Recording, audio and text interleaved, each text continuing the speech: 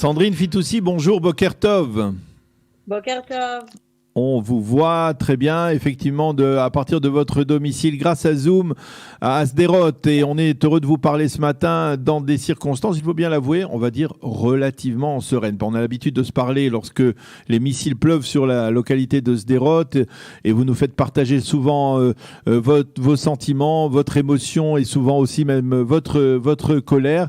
Mais ce matin, eh bien, d'une certaine manière, il n'y a pas de missiles qui tombent depuis maintenant plusieurs semaines sur la localité de Sderot. C'est peut-être l'aspect ou le seul aspect positif de cette épidémie du coronavirus qui a permis aux Palestiniens d'une certaine manière de se calmer de leur côté et de se replier sur eux-mêmes et de cesser leurs attaques. Mais je réfléchissais à cette année, on va dire, scolaire pour vous qui avez des enfants en bas âge, cette année scolaire un peu particulière qu'ont vécu les enfants de Sderot, et je voulais en parler avec vous ce matin.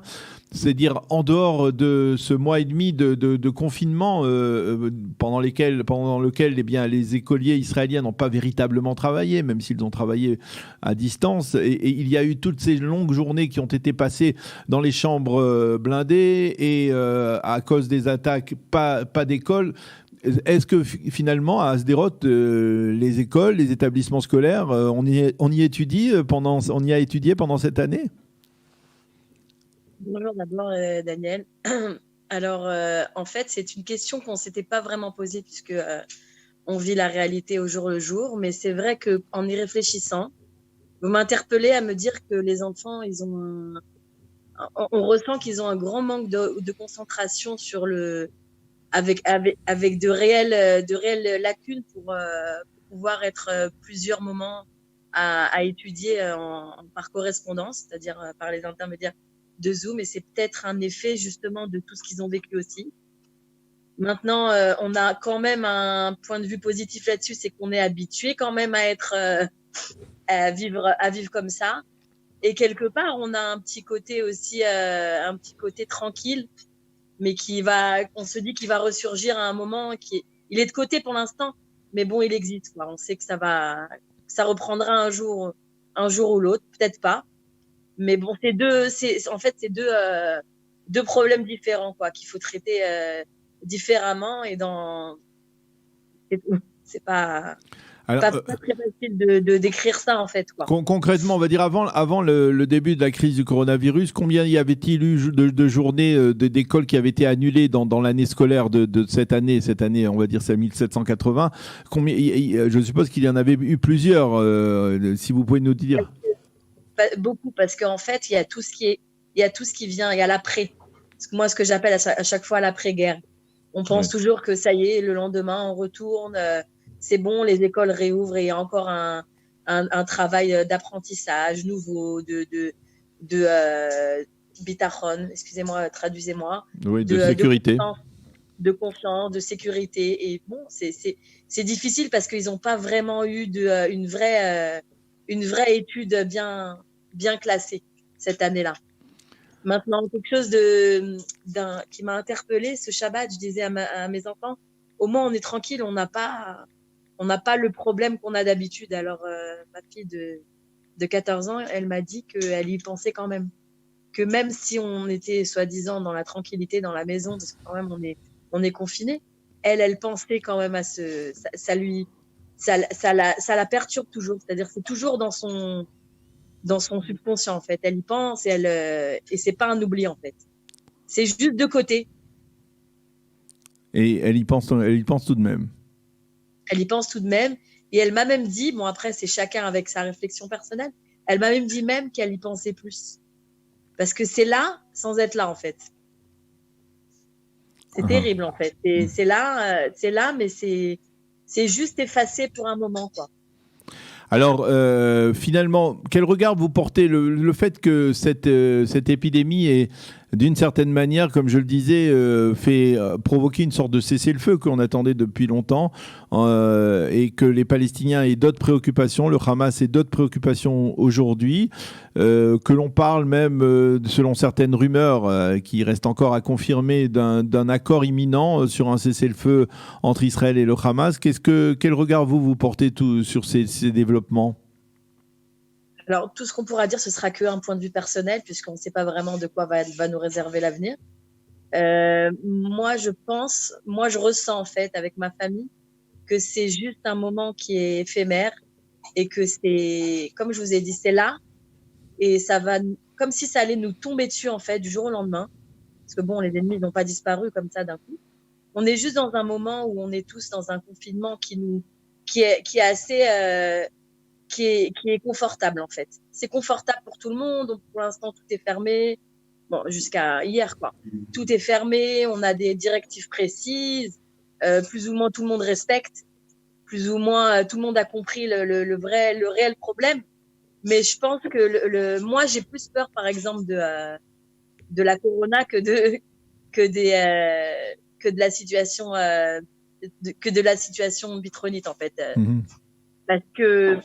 Parce que dans la corona, c'est bien décrit. On sait ce qui peut nous arriver. De l'autre côté, il y a un point d'interrogation en fait, un gros point d'interrogation. On ne sait jamais quand est-ce que ça va arriver. On est toujours sur le qui-vive. Ça me touche moins que d'autres personnes. C'est un point de vue personnel, mais c'est là. Et puis on sait que ça va reprendre.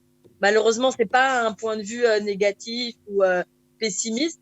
C'est une réalité. C'est une réalité. On a même eu la première semaine où il y a eu le problème de la corona a commencé. On a même eu une alerte rouge pendant Shabbat. Donc pour vous dire, alors maintenant, il manque plus que ça. Dire ça aussi en plus sur le tableau, ça va être. Puis d'un coup, ça s'est calmé. Alors bon, on attend de voir ce qui va se passer dans quelques temps. La mobilisation de l'État d'Israël, bien entendu, c'est pas la même, le même, on va dire le même niveau. Il y a là une population ensemble qui est frappée par le coronavirus. Mais vous auriez aimé que l'État d'Israël se mobilise aussi avec autant d'énergie pour essayer de résoudre en fait ce problème des habitants du sud du pays, du pourtour de Gaza. Bah là, en fait, on en a la vraie preuve. C'est un peu décevant. On n'est pas, je le dis toujours, moi je suis pas un homme politique, donc je peux pas me permettre de parler à la place des autres et je peux pas me permettre de trop juger.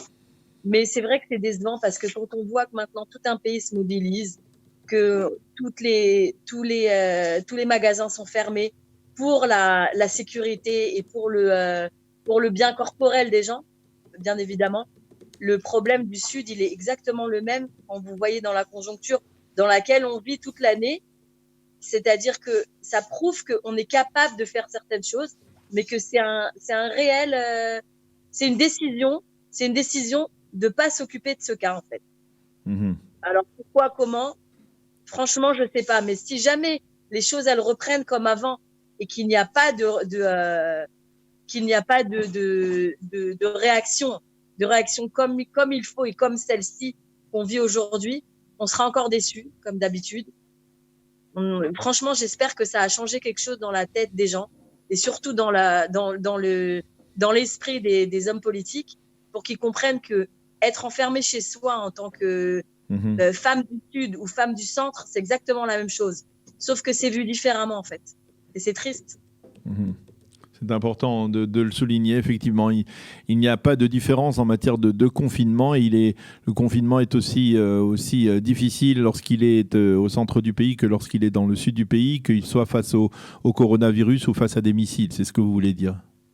Ce que je veux dire, c'est que hier, par exemple, j'ai vu, on a tous vu d'ailleurs ce film sur une femme qui a une petite entreprise et qui peut pas travailler pour l'instant. Et la pauvre qui pleurait sur Internet en demandant d'être aidée. Et puis, moi, je l'ai vécu parce que moi aussi, j'ai une petite société. Mais moi, je l'ai vécu toute l'année, en fait, ce problème. C'est-à-dire quand à chaque fois, j'avais des clients qui m'appelaient le lendemain et que j'étais pas capable de répondre parce que j'étais pas du tout dans mon état physique et mental pour pouvoir assumer un client, personne me comprenait. Tout le monde me disait, ça fait 2 jours que j'essaie de te joindre, pourquoi tu réponds pas? Et en fait, on croit que on a chacun un problème et qu'il est personnel. Mais en fait, il n'est pas personnel ce problème. Il fait partie de tout le pays. C'est-à-dire que quand il y a un côté, c'est comme comme un bouton qui commence sur la main. Si on le soigne pas, après il se propage. Et j'ai l'impression, je veux pas faire d'interprétation à moi-même, j'ai l'impression que maintenant les gens, je pense qu'ils comprendront plus ce que nous on vit maintenant. On veut pas que ça se passe par le Chas v'Shalom, par la perte de personnes, mais maintenant les gens ils sont un peu plus réveillés sur ce que nous on peut vivre quand on est enfermé et quand on peut pas travailler, parce qu'on peut pas travailler. Et c'est aussi une forme de déséquilibre mental. C'est exactement la même chose que ce qui se passe aujourd'hui, sauf qu'il n'y a pas de reconnaissance. En fait. Maintenant, j'espère, et je demande aux gens autour de voir ce que ça fait d'être enfermé comme ça, mais de savoir que d'autres, eux, ont une réalité différente de la tienne, parce que eux, ils habitent à 20 ou 30 kilomètres de plus. En fait. Eh bien, je crois qu'on a bien compris le message et je pense qu'il était important de l'entendre de votre bouche. Sandrine Fitoussi, merci beaucoup d'avoir été avec nous ce matin. Les gens du Sud, c'est vraiment très sympathique de votre part. Et je souhaite vraiment la réfoua chez les mains à tout le monde et une bonne guérison pour tous les malades et Bessorot Tovot à tout le peuple d'Israël, Bezrat Hashem. Merci beaucoup Sandrine d'avoir été avec nous. Bonne journée, bonne santé et bonne continuation avec le calme qui se maintienne le plus longtemps possible dans le sud du pays autour de la bande de Gazam et à Sderot en particulier. Merci beaucoup. Amen, merci, au revoir. Retrouvez du dimanche au vendredi notre live quotidien spécial coronavirus. 3 heures de direct ininterrompu de 8h à 11h. Pour tout savoir sur l'actualité du virus en Israël, mené par Daniel Haïk, Olivier Granilic et Cathy Choukroun. Le live Studio Qualitas, c'est tous les jours en direct, puis en replay sur Facebook, YouTube ou sur notre application et sur le site studioqualita.com.